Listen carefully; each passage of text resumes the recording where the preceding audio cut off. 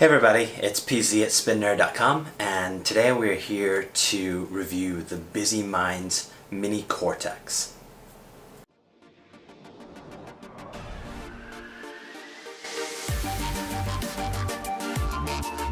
Let me give you a little bit of history about the Mini Cortex.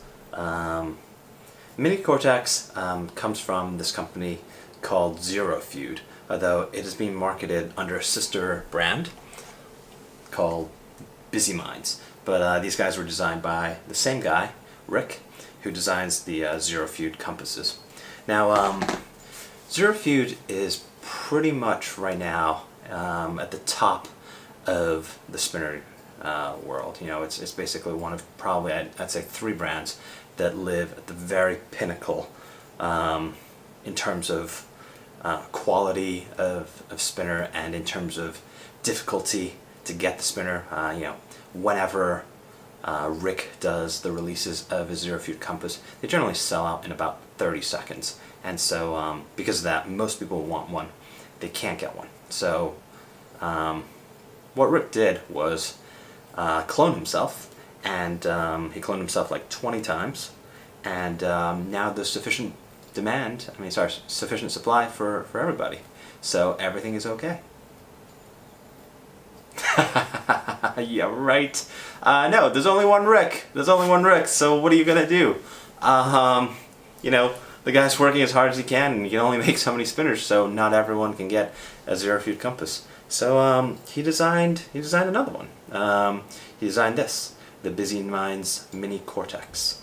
And so the difference between this and the ZeroFeud compasses is that this was designed by Rick, but it's made in China. So it's made by a Chinese factory that we don't really know, who it is, but we can look inside, kind of the guts of it, kind of the bearing retainment system, give you a pretty good idea of kind of like what factory ended up making it. And so, at least this way, Rick was able to get his designs out to more people. And so, I'm really glad that he did. So I have the brass model here with me, the brass Mini Cortex. He actually made a Mini Cortex as well as a larger regular Cortex.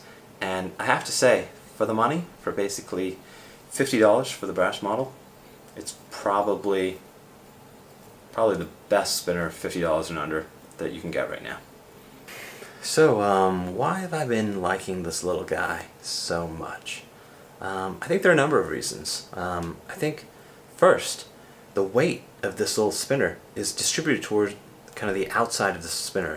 It's there's less mass in the middle. You can see that there are kind of these little holes in the middle, whereas the outside is pretty thick. There's extra mass around the very outside, and so that allows it to build up some pretty nice momentum when you get it into a spin.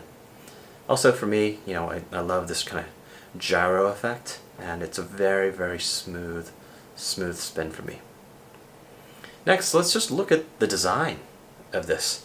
You can just tell, looking at this design, that no matter where you catch it, you can easily start the next spin very easily. So, let's go into my typical few spins. So, if you've watched a few of my other videos now, you'll know that I'm mostly a one-handed spinner. So, let's take a look at this. So, I do the pull. So no matter where, I can catch it, I can pull it. Even if I catch it on the outside, I can pull. If I catch it on the inside, I can pull. It works just very well. I can flick it very easily. Flick it. And then the other thing that I like to do is just catch it, cock it, and pull. Catch it, cock it, pull. So, it works really, really well. It's incredibly fidgetable.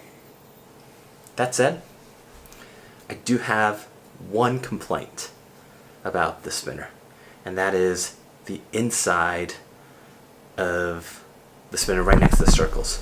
There is a hot spot. There is a pointy hot spot on the spinner. I don't know why Rick decided to leave this hot spot there, but it's caught me a number of times, and it hurts. Now, I think it's something that could be resolved so easily, And frankly, I've got some sandpaper and I like this so much that I'm probably actually just going to sand it down a little bit, but if you catch your fingers there, it's going to hurt you. There's no reason for it, so I think hopefully Rick will have fixed that in future iterations. Next, let's talk about what's in the middle. First, the buttons. These buttons have become one of my favorite buttons as well.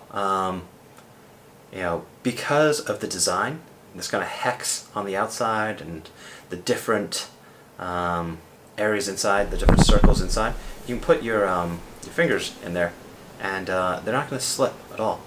You get a lot of friction around it, and it means you don't have to hold the spinner quite as hard. It's a fantastic button for kind of holding onto it. That said, let's take them off and let's look inside it.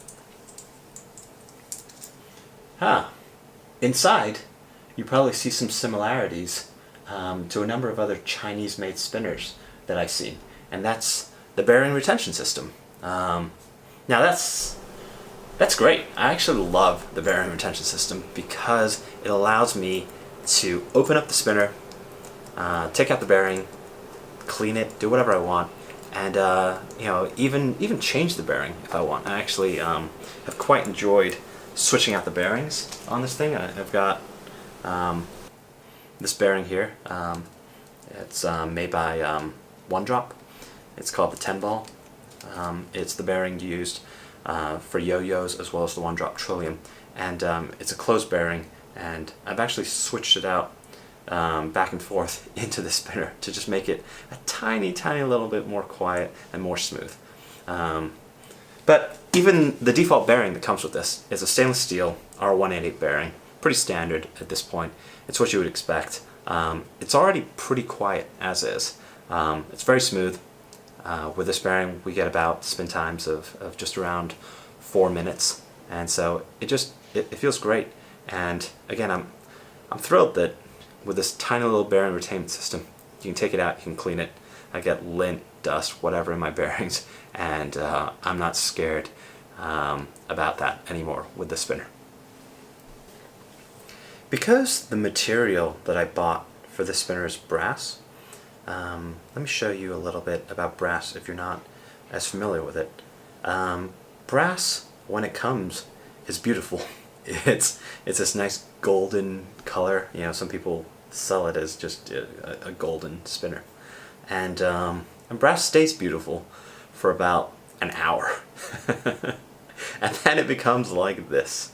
It gets this little, what they call patina on it. I remember when I first had my first nice wallet, and I scuffed the heck out of it, and I took it back to the store, and they were like, "Oh look, it's got character." Well, character or patina, those are words that fancy pants people say as a euphemism for dirty or messed up. That's what I think patina is. I think this thing looks dirty at this point. And you can probably see, if I take off the buttons, you can kind of see the difference in color between the inside and the outside. And this is after about a day, and the patina gets worse and worse and worse. That said, you can clean off the patina with some vinegar or some other kind of cleaners, and it'll get nice and shiny looking again. But if you don't want something that looks like this, don't get brass. Go with stainless steel or another material. They will not patina, and they won't end up looking darker if you don't want them to. So overall, I think this is a really impressive entry. I think it's fascinating to me what we're seeing in the industry as well. When you have these really in-demand designers who now can't keep up with the demand and still want to try their best to give their customers a product. And so what do? They have to outsource. They have to outsource production. And so the Chinese factory has taken this, and they've done a really pretty admirable job of it. I really, I opened this up and I couldn't see any machining marks. I thought the quality was really kind of pretty good, all things considered. So for $50, it's about as good of a spin as I would expect out of spinners that cost more. So I've been really enjoying this, and for the price I don't mind just kind of slipping it in my pocket. Alright, that's really all I've got. I probably own 30-40 spinners that cost less than $50 right now, so the fact that this is my favorite one of those, I think speaks highly of Rick and kind of the machining work that's been done to kind of bring this to market. So I highly recommend it. Go ahead, play around with it yourself. Maybe stick a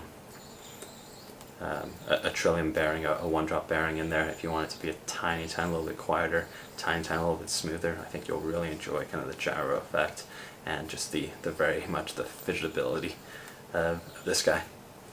I hope you enjoyed the review. There's still a giveaway going on at spinnerd.com, so come check us out at the forums there. And until next time, take care.